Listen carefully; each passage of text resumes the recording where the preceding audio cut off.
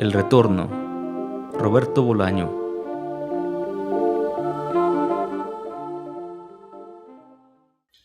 Tengo una buena y una mala noticia.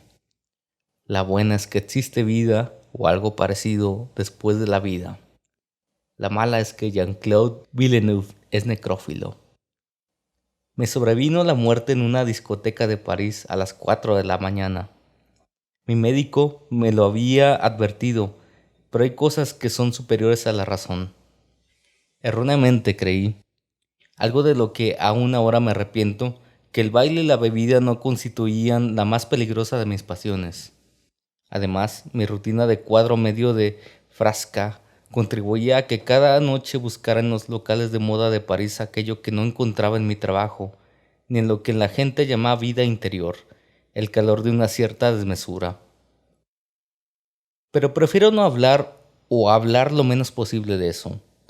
Me había divorciado hacía poco y 34 años cuando acaeció mi deceso, yo apenas me di cuenta de nada.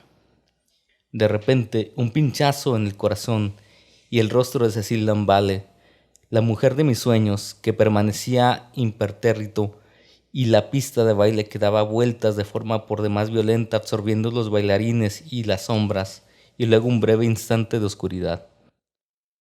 Después de todo, siguió tal como lo explican en algunas películas sobre este punto, me gustaría decir algunas palabras. En vida no fui una persona inteligente ni brillante, sigo sin serlo, aunque he mejorado mucho. Cuando digo inteligente en realidad quiero decir reflexivo. Pero tengo un cierto empuje y un cierto gusto, es decir, no soy un patán. Objetivamente hablando, siempre he estado lejos de ser un patán.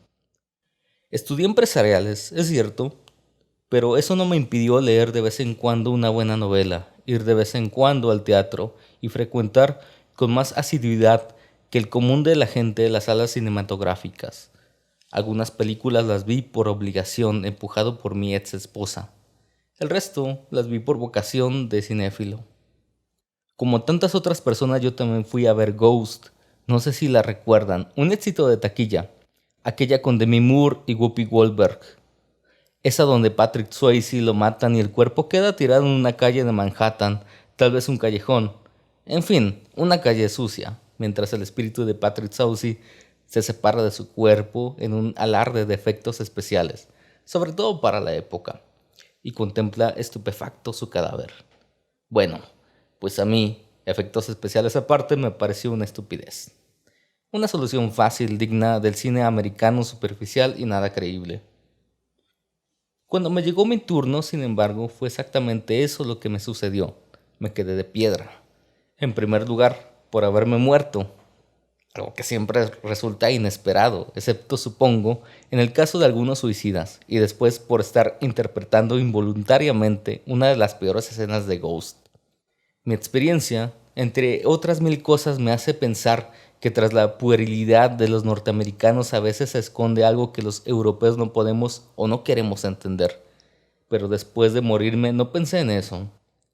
Después de morirme, de buen grado, me hubiera puesto a reír a gritos. Uno a todo se acostumbra, y además aquella madrugada yo me sentía mareado o borracho, no por haber ingerido bebidas alcohólicas la noche de mi deceso, que no lo hice, fue más bien una noche de jugos de piña mezclados con cerveza sin alcohol, sino por la impresión de estar muerto, por el miedo de estar muerto y no saber qué venía después. Cuando uno se muere, el mundo real se mueve un poquito y eso contribuye al mareo. Es como si de repente cogieras unas gafas con otra graduación, no muy diferente de la tuya, pero distintas. Y lo peor es que tú sabes que son tus gafas las que has cogido, no unas gafas equivocadas. Y el mundo real se mueve un poquito a la derecha, un poquito para abajo. La distancia que te separa de un objeto determinado cambia imperceptiblemente, y ese cambio uno lo percibe como un abismo, y el abismo contribuye a tu mareo, pero poco importa. Dan ganas de llorar o rezar. Los primeros minutos del fantasma son minutos de knockout inminente. Quedas como un boxeador tocado que se mueve por el ring del dilatado instante en el que el ring está evaporando, pero luego te tranquilizas y generalmente lo que sueles hacer es seguir a la gente que va contigo, a tu novia, a tus amigos, o por el contrario, a tu cadáver. Yo iba con Cecile Lamballe, la mujer de mis sueños, iba con ella cuando me morí, y a ella la vi antes de morirme, pero cuando mi espíritu se separó de mi cuerpo ya no la vi por ninguna parte. La sorpresa fue considerable, y la decepción mayúscula, sobre todo si lo pienso ahora, aunque entonces no tuve tiempo para lamentarlo.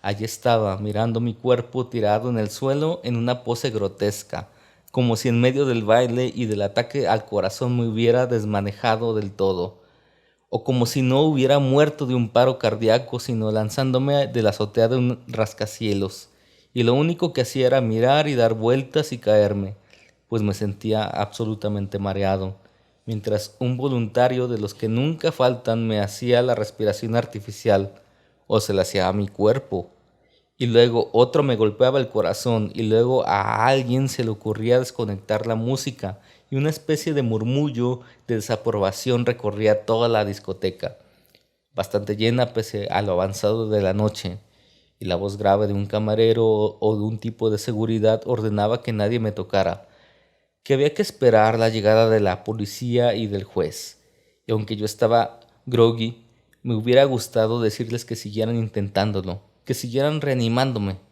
pero la gente estaba cansada y cuando alguien nombró a la policía, todos se echaron para atrás, y mi cadáver se quedó solo en un costado de la pista, con los ojos cerrados hasta que un alma caritativa me echó un mantel por encima para cubrir eso que ya estaba definitivamente muerto. Después llegó la policía y unos tipos que certificaron lo que ya todo el mundo sabía, y que después llegó el juez, y solo entonces yo me di cuenta de que Cecile Lamballe se había esfumado de la discoteca. Así que cuando levantaron mi cuerpo y lo metieron en una ambulancia, yo seguí a los enfermeros y me introduje en la parte de atrás del vehículo y me perdí con ellos en el triste y exhausto amanecer de París. Qué poca cosa me pareció entonces mi cuerpo o mi excuerpo, no sé cómo expresarme al respecto, abocado a la mañana de la burocracia de la muerte. Primero me llevaron a los sótanos de un hospital, aunque a ciencia cierta no podía asegurar que aquello fuera un hospital, en donde una joven con gafas ordenó que me desnudaran y luego, ya sola, estuvo mirándome y tocándome durante unos instantes. Luego me pusieron una sábana y en otra habitación sacaron una copia completa de mis huellas dactilares. Luego me volvieron a llevar a la primera sala, en donde no había nadie esta vez y en donde permanecí un tiempo que a mí me pareció largo y que no sabría medir en horas. Tal vez solo fueran unos minutos, pero yo cada vez estaba más aburrido. Al cabo de un rato vino a buscarme un camillero negro que me llevó a otro piso subterráneo, en donde me entregó a un par de jovenzuelos también vestidos de blanco, pero que desde el primer momento, no sé por qué, me dieron mala espina. Tal vez fuera la manera de hablar, pretendidamente sofisticada, que delataba a un par de artistas plásticos de ínfima categoría. Tal vez fueran los pendientes que colgaban de sus orejas, unos pendientes hexagonales que sugerían de forma vaga unos animales escapados de un bestiario fantástico y que aquella temporada usaban los modernos que circulan por las discotecas, a las que yo con irresponsable frecuencia acudí. Los nuevos enfermeros anotaron algo en un libro, hablaron con el negro durante unos minutos, no sé de qué hablaron. Y luego el negro se fue y nos quedamos solos. Es decir, en la habitación estaban los dos jóvenes detrás de la mesa, rellenando formularios y parloteando entre ellos, mi cadáver sobre la camilla, cubierto de pies a cabeza, y yo a un lado de mi cadáver, con la mano izquierda apoyada en el reborde metálico de la camilla, intentando pensar cualquier cosa que contribuyera a clarificar mis días venideros, si es que iba a haber días venideros, algo que no tenía nada claro en aquel instante. Después, uno de los jóvenes se acercó a la camilla y me destapó, o destapó mi cadáver, y durante unos segundos estuvo observándome con una expresión pensativa que nada bueno presagiaba. Al cabo de un rato volvió a cubrirlo y arrastraron entre los dos la camilla hasta la habitación vecina, una suerte de panel helado que pronto descubrí era el depósito en donde se acumulaban los cadáveres. Nunca hubiera imaginado que tanta gente moría en París en el transcurso de una noche cualquiera. Introdujeron mi cuerpo en un nicho refrigerado y se marcharon. Yo no lo seguí. Allí, en la morgue, me pasé todo aquel día. A veces me asomaba a la puerta, que tenía una ventanita de cristal, y miraba la hora del reloj de pared de la habitación vecina. Poco a poco fue remitiendo la sensación de mareo, aunque en algún momento tuve una crisis de pánico, en la que pensé en el infierno y en el paraíso, en la recompensa y en el castigo. Pero esta clase de temor irrazonable no se prolongó mucho tiempo. La verdad es que empecé a sentirme mejor. En el transcurso del día fueron llegando nuevos cadáveres, pero ningún fantasma acompañaba a su cuerpo. Y eso de las 4 de la tarde un joven miope me hizo la autopsia y luego dictaminó las causas accidentales de mi muerte. Debo reconocer que yo no tuve estómago para ver cómo abrían mi cuerpo, pero fui hasta la sala de autopsias, escuché cómo el forense y su ayudante, una chica bastante agraciada, trabajaban eficientes y rápidos, tal como sería deseable que hicieran su trabajo todos los funcionarios de los servicios públicos, mientras yo esperaba de espaldas contemplando las baldosas de color marfil de la pared. Después me llevaron y me cosieron, y un camillero me volvió a llevar a la morgue. Hasta las 11 de la noche permanecí allí sentado en el suelo debajo de mi nicho refrigerado. Aunque en algún momento pensé que me iba a quedar dormido, ya no tenía sueño ni forma de conciliarlo, y lo que hice fue seguir reflexionando sobre mi vida pasada, sobre el enigmático porvenir, por llamarlo de alguna manera, que tenía delante de mí. El trasiego, que durante el día había sido como un goteo constante, aunque apenas perceptible, a partir de las 10 de la noche cesó o se mitigó de forma considerable. A las 11:05 volvieron a aparecer los jóvenes de los pendientes hexagonales. Me sobresalté cuando abrieron la puerta. Sin embargo, ya me estaba acostumbrando a mi condición de fantasma y tras reconocerlos seguí sentado en el suelo, pensando en la distancia que me separaba ahora de Cecil Lamballe, infinitamente mayor que la que mediaba entre ambos cuando yo aún estaba vivo. Siempre nos damos cuenta de las cosas cuando ya no hay remedio. En vida tuve miedo de ser un juguete, o algo menos que un juguete, en manos de Cecil. Ahora que estaba muerto, ese destino, antes origen de mis insomnios y de mi inseguridad rampante, se me antojaba dulce y no carente incluso de cierta elegancia y de cierto peso, la solidez de lo real. Pero hablaba de los camilleros modernos. Los vi cuando entraron en la morgue y aunque no dejé de percibir en sus gestos una cautela que se contradecía con su forma de ser pegajosamente felina, de pretendidos artistas de discoteca, al principio no presté atención a sus movimientos, a sus cuchicheos, hasta que uno de ellos abrió el nicho donde reposaba mi cadáver. Entonces me levanté y me puse a mirarlos. Con gestos de profesionales consumados pusieron mi cuerpo en una camilla, luego arrastraron la camilla fuera de la morgue y se perdieron por un corredor largo, con una suave pendiente en subida, que iba a dar directamente al parking del edificio. Por un instante pensé que estaban robando mi cadáver. Mi delirio me llevó a imaginar a Cecil Lamballe, el rostro blanquísimo de Cecil Lamballe, que emergía de la oscuridad del parking y les daba a los camilleros pseudoartistas el pago estipulado por el rescate de mi cadáver. Pero en el parking no había nadie, lo que demuestra que yo aún estaba lejos de recobrar mi raciocinio o siquiera mi serenidad. La verdad es que en mi fuero interno esperaba una noche tranquila. Durante unos instantes volví a sentir el mareo de los primeros minutos de fantasma mientras lo seguía con cierta timidez e inseguridad por las inhóspitas hileras de coches. Luego metieron mi cadáver en el maletero de un Renault gris con la carrocería llena de pequeñas abolladuras y salimos del vientre de aquel edificio que ya empezaba a considerar mi casa, hacia la noche ibérrima de París. No recuerdo ya por qué avenidas y calles transitamos. Los camilleros iban drogados, según pude colegir tras un vistazo más concienzudo, y hablaban de gente que estaba muy por encima de sus posibilidades sociales. No tardé en confirmar mi primera impresión. Eran unos pobres diablos, y sin embargo, algo en su actitud, que por momentos parecía esperanza y por momentos inocencia, hizo que me sintiera próximo a ellos. En el fondo, nos parecíamos. No ahora ni en los momentos previos de mi muerte, sino en la imagen que guardaba de mí mismo a los 22 años o los 25, cuando aún estudiaba y creía que el mundo algún día se iba a rendir a mis pies.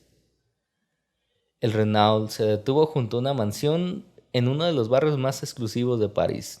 Eso, al menos fue lo que creí. Uno de los pseudoartistas se bajó del coche y tocó un timbre. Al cabo de un rato, una voz que surgió de la oscuridad le ordenó.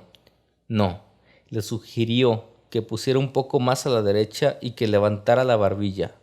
El camillero siguió las instrucciones y levantó la cabeza. El otro se asomó a la ventanilla del coche y saludó con una mano en dirección a una cámara de televisión que nos observaba desde lo alto de la verja. La voz carraspeó, y en ese momento supe que iba a conocer dentro de poco a un hombre retraído en grado extremo, y dijo que podíamos pasar. Al instante la verja se abrió con un ligero chirrido y el coche se internó por un camino pavimentado que caracoleaba por un jardín lleno de árboles y plantas cuyo insinuado descuido correspondía más a un capricho que a dejadez. Nos detuvimos en uno de los laterales de la casa. Mientras los camilleros bajaban mi cuerpo del maletero, la contemplé con desaliento y admiración. Nunca en toda mi vida había estado en una casa como aquella. Parecía antigua. Sin duda debía de valer una fortuna. Poco más es lo que sé de arquitectura. Estamos por una de las puertas de servicio. Pasamos por la cocina, impoluta y fría como la cocina de un restaurante que llevará muchos años cerrado, y recorrimos un pasillo de penumbra al final del cual tomamos un ascensor que nos llevó hasta el sótano. Cuando las puertas del ascensor se abrieron, allí estaban Jean-Claude Villeneuve. Lo reconocí de inmediato, el pelo largo y canoso, las gafas de cristales gruesos, la mirada gris, que insinuaba a un niño desprotegido, los labios delgados y firmes que delataban, por el contrario, a un hombre que sabía muy bien lo que quería. Iba vestido con pantalones vaqueros y camiseta blanca de manga corta. Su atuendo me resultó chocante, pues las fotos que yo había visto de Villeneuve siempre lo mostraban vestido con elegancia, discreto. Sí, pero elegante. El Villeneuve que venía ante mí, por el contrario, parecía un viejo roquero insomne. Su andar, sin embargo, era inconfundible. Se movía con la misma inseguridad que tantas veces había visto en la televisión. Cuando al final de sus colecciones de otoño-invierno o de primavera-verano saltaba a la pasarela, se diría que casi por obligación, arrastrado por sus modelos favoritas a recibir un aplauso unánime del público. Los camilleros pusieron mi cadáver sobre un diván verde oscuro y retrocedieron unos pasos a la espera del dictamen de Villeneuve. Este se acercó, me destapó la cara y luego, sin decir nada, se dirigió a un pequeño escritorio de madera noble, supongo, de donde extrajo un sobre. Los camilleros recibieron el sobre, que con casi toda probabilidad contenía una suma importante de dinero, aunque ninguno de los dos se molestó en contarlo, y luego uno de ellos dijo que pasarían a las 7 de la mañana del día siguiente a recogerme y se marcharon. Villeneuve ignoró sus palabras de despedida. Los camilleros desaparecieron por donde habíamos entrado. Oí el ruido del ascensor y después silencio. Villeneuve, sin prestarle atención a mi cuerpo, encendió un monitor de televisión. Miré encima de su hombro. Los pseudoartistas estaban junto a la verja, esperando a que Villeneuve les franqueara la salida. Después el coche se perdió por las calles de aquel barrio tan selecto y la puerta metálica se cerró con un chirrido seco. A partir de ese momento toda mi vida sobrenatural empezó a cambiar, a acelerarse en fases que se distinguían perfectamente unas de otras pese a la rapidez con que se sucedían. Villeneuve se acercó a un mueble muy parecido a un minibar de un hotel cualquiera y sacó un refresco de manzana. Lo destapó, comenzó a beberlo directamente de la botella y apagó el monitor de vigilancia. Sin dejar de beber, puso música. Una música que yo nunca había oído, o tal vez sí, pero entonces la escuché con atención y me pareció que era la primera vez. Guitarras eléctricas, un piano, un saxo, algo triste y melancólico, pero también fuerte, como si el espíritu del músico no diera su brazo a torcer. Me acerqué al aparato con la esperanza de ver el nombre del músico en la tapa del compact disc, pero no había nada. Solo el rostro de Villeneuve, que en la penumbra me pareció extraño, como si al quedarse solo y beber el refresco de manzana se hubiera acalorado de improviso. Distinguí una gota de sudor en medio de su mejilla, una gota minúscula que bajaba lentamente hacia el mentón. También creí percibir un ligero estremecimiento. Después, Villeneuve dejó un vaso al lado del aparato de música y se aproximó a mi cuerpo. Durante un rato me estuvo mirando como si no supiera qué hacer, lo cual no era cierto, o como si intentara adivinar qué esperanzas y deseos palpitaron alguna vez en aquel bulto envuelto en una funda de plástico que ahora tenía a su merced. Así permanecí un rato. Yo no sabía, siempre he sido un ingenuo, cuáles eran sus intenciones. Si lo hubiera sabido me habría puesto nervioso, pero no lo sabía. De manera que me senté en uno de los confortables sillones de cuero que había en la habitación y esperé. Entonces, Villeneuve deshizo con extremo cuidado el envoltorio que contenía mi cuerpo hasta dejar la funda arrugada debajo de mis piernas y luego, tras 2 o 3 minutos interminables, retiró del todo la funda y dejó mi cadáver desnudo sobre el diván tapizado en cuero verde. Acto seguido me levantó, pues todo lo anterior lo había hecho de rodillas, y se sacó la camiseta e hizo una pausa sin dejar de mirarme.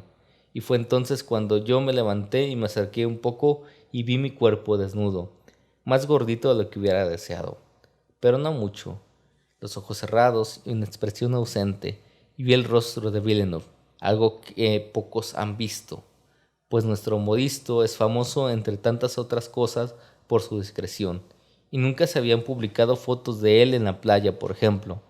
Y luego busqué la expresión de Villeneuve para adivinar qué iba a suceder a continuación, pero lo único que vi fue su rostro tímido, más tímido que en las fotos, de hecho, infinitamente más tímido que en las fotos que aparecían en las revistas de moda o del corazón. Villeneuve se despojó de los pantalones y de los calzoncillos y se tumbó junto a mi cuerpo. Ahí sí que lo entendí todo y me quedé mudo de asombro. Lo que sucedió a continuación cualquiera puede imaginárselo, pero tampoco fue una bacanal.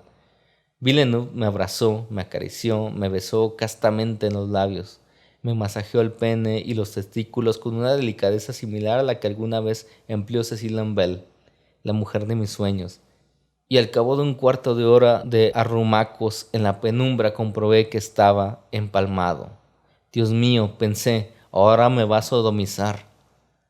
Pero no fue así. El modisto, para mi sorpresa, se corrió frotándose contra uno de mis muslos. En ese momento hubiera querido cerrar los ojos, pero no pude.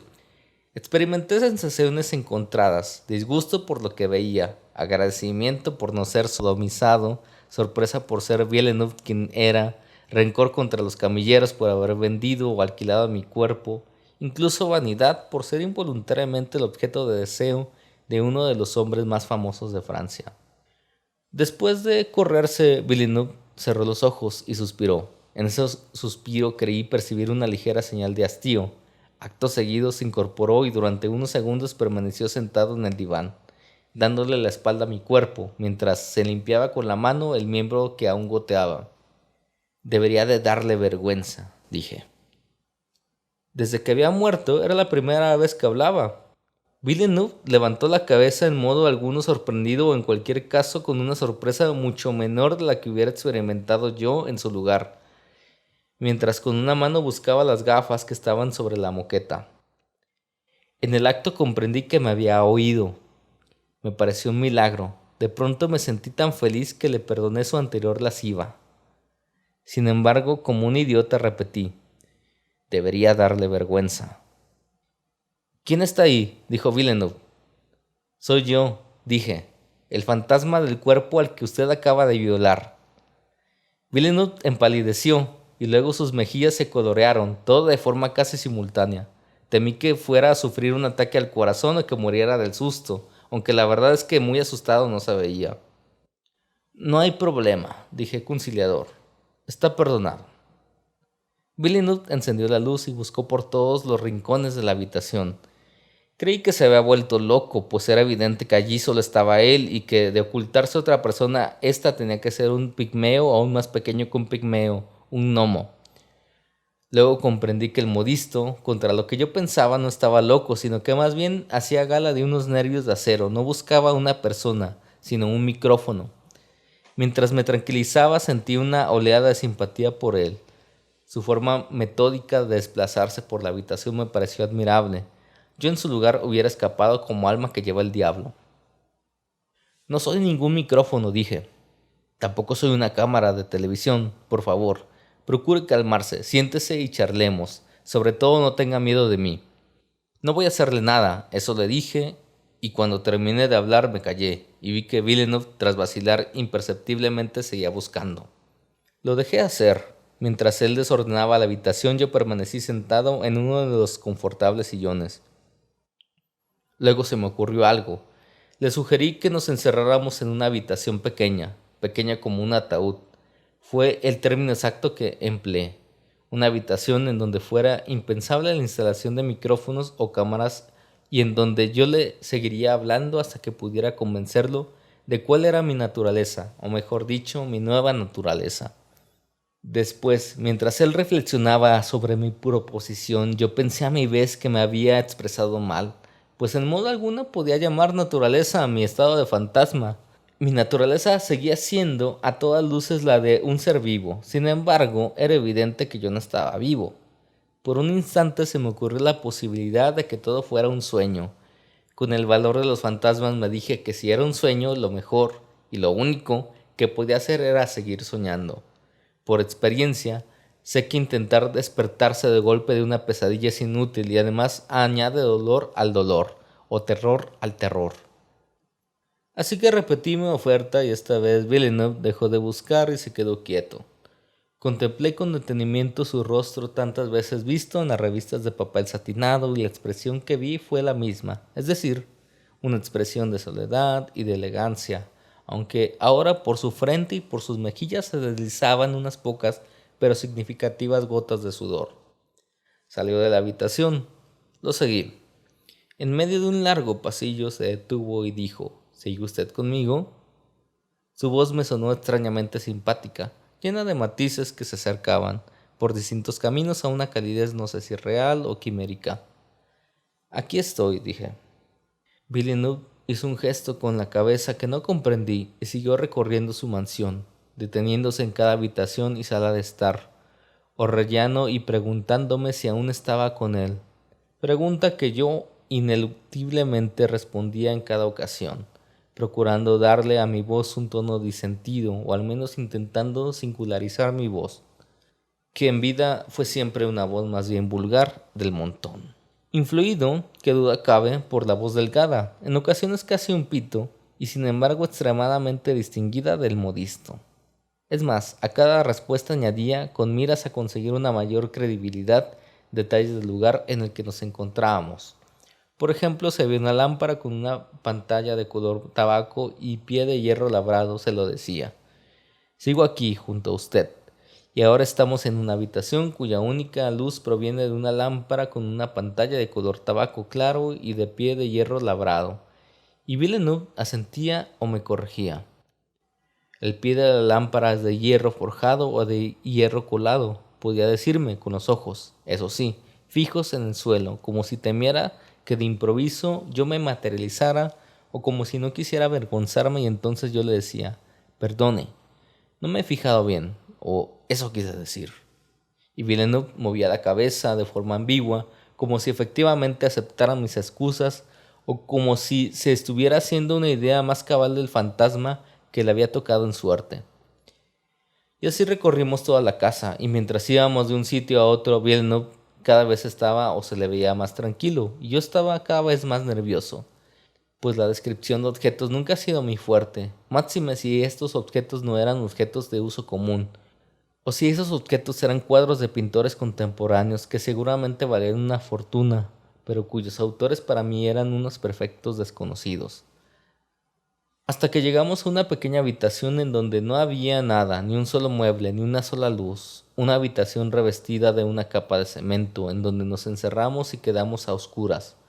La situación a primera vista parecía embarazosa, pero para mí fue un segundo o un tercer nacimiento, es decir, para mí fue un inicio de la esperanza y al mismo tiempo la conciencia desesperada de la esperanza. Allí Villeneuve dijo: descríbame el sitio en donde estamos ahora. Y yo le dije que aquel lugar era como la muerte, pero no como la muerte real, sino como imaginamos la muerte cuando estamos vivos. Y Villeneuve dijo: descríbalo. Todo está oscuro, dije yo. Es como un refugio atómico, y añadí que el alma se encogía en un sitio así, e iba a seguir enumerando lo que sentía, el vacío que se había instalado en mi alma mucho antes de morir y del que solo ahora tenía conciencia. Pero Villeneuve me interrumpió, dijo que con eso bastaba, que me quería, y abrió de golpe la puerta. Lo seguí hasta la sala principal de la casa, en donde se sirvió un whisky y procedió a pedirme perdón, con pocas y medias frases, por lo que había hecho con mi cuerpo. «Está usted perdonado», le dije. «Soy una persona de mente abierta. En realidad ni siquiera estoy seguro de lo que significa tener una mente abierta, pero sentí que era mi deber hacer tabla rasa y despejar nuestra futura relación de culpabilidades y rencores». «Se preguntará usted por qué hago lo que hago», dijo Villeneuve. Le aseguré que no tenía intención de pedirle explicaciones, sin embargo, Villeneuve insistió en dármelas. Con cualquier otra persona aquello se hubiera convertido en una velada de lo más desagradable, pero quien hablaba era Jean-Claude Villeneuve, el más grande modisto de Francia, es decir, del mundo, y el tiempo se me fue volando mientras oía una historia sucinta de su infancia y adolescencia, de su juventud, de sus reservas de materia sexual, de sus experiencias con algunos hombres y con algunas mujeres, de su inveterada soledad, de su mórbido deseo de no causar daño a nadie, que tal vez encubriera el oculto deseo de que nadie le hiciese daño a él, de sus gustos artísticos que admiré y envidié con toda mi alma, de su inseguridad crónica, de sus disputas con algunos modistos famosos, de sus primeros trabajos para una casa de alta costura, de sus viajes iniciáticos sobre los que no quiso profundizar, de su amistad con tres de las mejores actrices de cine europeo, de su relación con el par de pseudoartistas de la morgue que le conseguían de tanto en tanto cadáveres con los que pasaba solo una noche, de su fragilidad que se asemejaba a una demolición en cámara lenta e infinita, hasta que por las cortinas de la sala principal se deslizaron las primeras luces de la mañana, y Villeneuve dio por concluida su larga exposición. Permanecimos en silencio durante un largo rato. Supe que ambos estábamos, si no exultantes de alegría, sí razonablemente felices. Poco después llegaron los camilleros. Villeneuve miró al suelo y me preguntó qué debía hacer. Después de todo, el cuerpo que venían a buscar era el mío. Le di las gracias por la delicadeza de preguntármelo, pero al mismo tiempo le aseguré que me encontraba más allá de esas preocupaciones. «Haga lo que suele hacer», le dije. «¿Se marchará usted?», dijo él. Mi decisión hacía rato que estaba tomada. Sin embargo, fingí reflexionar durante unos segundos antes de decirle que no me iba a marchar. Si a él no le importaba, claro. Villeneuve pareció aliviado. «No me importa, al contrario», dijo. Entonces sonó un timbre y Villeneuve encendió los monitores y franqueó el paso a los alquiladores de cadáveres, que entraron sin decir una palabra. Agotado por los sucesos de la noche, Villeneuve no se levantó del sofá. Los pseudoartistas lo saludaron. Me pareció que uno de ellos tenía ganas de charla, pero el otro le dio un empujón y ambos bajaron sin más a buscar mi cadáver. Villeneuve tenía los ojos cerrados y parecía dormido. Yo seguía a los camilleros al sótano. Mi cadáver yacía semicubierto por la funda de la morgue. Vi cómo lo metían en ella y lo cargaban hasta depositarlo otra vez en el maletero del coche. Lo imaginé allí, en el frío, hasta que un pariente o mi exmujer acudiera a reclamarlo. Pero no hay que dejarle espacio al sentimentalismo, pensé, y cuando el coche de los camilleros dejó el jardín y se perdió en aquella calle arbolada y elegante, no sentí el más leve asomo de nostalgia o de tristeza o de melancolía. Al volver a la sala, Villeneuve seguía en el sillón y hablaba solo, aunque no tardé en descubrir que él creía que hablaba conmigo. Mientras, con los brazos entrecruzados, temblaba de frío. Me senté en una silla junto a él, una silla de madera labrada y respaldo de terciopelo, de cara a la ventana y al jardín y a la hermosa luz de la mañana, y lo dejé seguir hablando todo lo que quisiera.